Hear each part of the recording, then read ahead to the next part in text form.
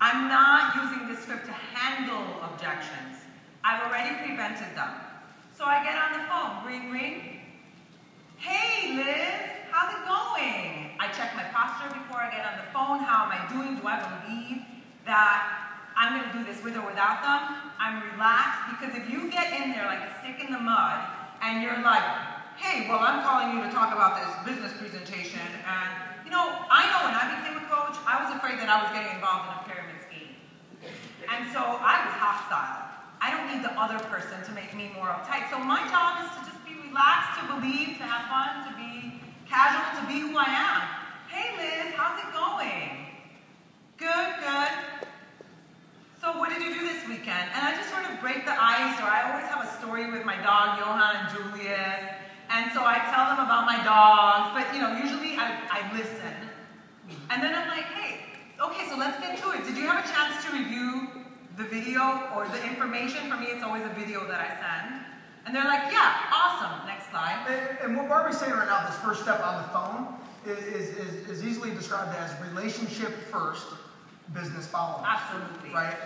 Absolutely. Write that down. Relationship first. Ask them about them, your friendship, their day, whatever.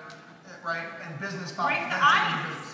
You don't want to deal with someone that's just like chop, chop, chop, chop, chop. You're not a transaction. Yeah. We are in the relationship business. So, hey, how's it going?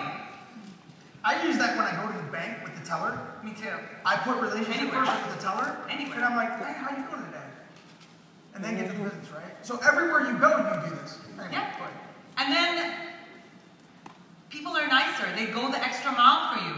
Yeah. I mean, I was in the hotel room eating chocolate, and the cleaning lady came in, and my friend brought me, it was milk chocolate, and I wanted dark chocolate. Anyway, I gave her the chocolate, and then she gave me extra coffee, because that's another, bad habit I have.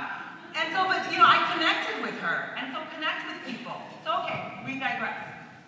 Hey, how's it going? Did you have a chance to review the information? Yes, next step. Prevent the objection by asking, so what did you like about what you saw? They are forced to tell you what they liked about what you saw, and you let them talk. What is happening here? They are selling themselves.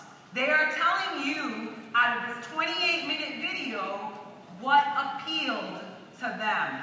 Once again, this is an opportunity for you to form them. You've begun that process, but they're telling you, for example, one person might be like, man, I just love the way you guys get to go on vacation and connect with other positive-minded people, because, I feel like I have so many negative people in my life. Someone else is going to say, you know what? I love the idea that I get to help people and make a little bit of money, and that maybe I'll be able to stay home with my kids. And so you say, next slide, don't talk. Tell me more about that. Whatever it is that they like, tell me more about that. They'll keep talking and talking and selling themselves as to why they should be a coach. So, sometimes it's not that simple, and so go ahead with the next slide, and I ask the question.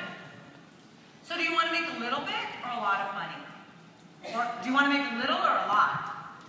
And, Danny Johnson says that most of the time, 99% of the time, people say, I want to make a lot of money. I have to be honest, that has not been my experience with coaching. 99% of my customers or prospects say, I don't know, they're modest. I just want to make a little bit of money. I just want to help people. I'm like, later if I make, do you get that? Okay. But don't try to convince them that they want more than that. Let them be there. Where they are. If they say, yeah, man, I'd just like to make a little bit of money. Can we help them do that? Awesome. So just do that. Help them get what they want, right? Zig Ziglar says that. Help people get what they want, you get what you want. Yep. If you've got a crap load of people all making a little bit of money, how much are you making? Yep. A lot. Yep. But so I asked, do you want to make a little or a lot? They usually say, oh, just to start, just a little. I'm like, awesome. Like, what would you do with that money? And then I always dig deeper. Like, so, how would your life change? What kinds of things would you like to do? And people usually don't want, like, the fancy watch and the cars. They want more time with their loved ones. They want to do something that they're passionate about. So I still get to that, regardless of what they say. What for? Most people want the things that make your quality of life better. And then the next question I'm getting ready to seal the deal. So, at your current job, how long would it take you to be able to pay off your mortgage? So, doing what you're doing now, how long would it take you to help you go on that vacation with your girlfriend? What is the answer 99% of the time? Never. Never. Never. Most people's plan right now is to never reach their dream. That's sad. That's not mine. Because that's their plan right now, right? I have spent, these calls for me usually last about 20 to 30 minutes. I have spent 90% of the time on that call listening to them talk themselves into why they should be a coach. And then finally, they're like, I'll never be able to get there with my current situation. You only get something different by doing something different. And so this is where I close the deal. I'm done.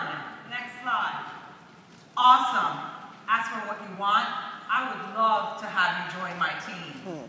Welcome aboard, girl. Are you on the computer? Great. Let's get you started. 90% of the time, we close the deal because I prevented the objections. Guys, it works, man. I'm telling you, it works because you now become a trusted advisor, a trusted friend, Right. and you're not playing the role of expert.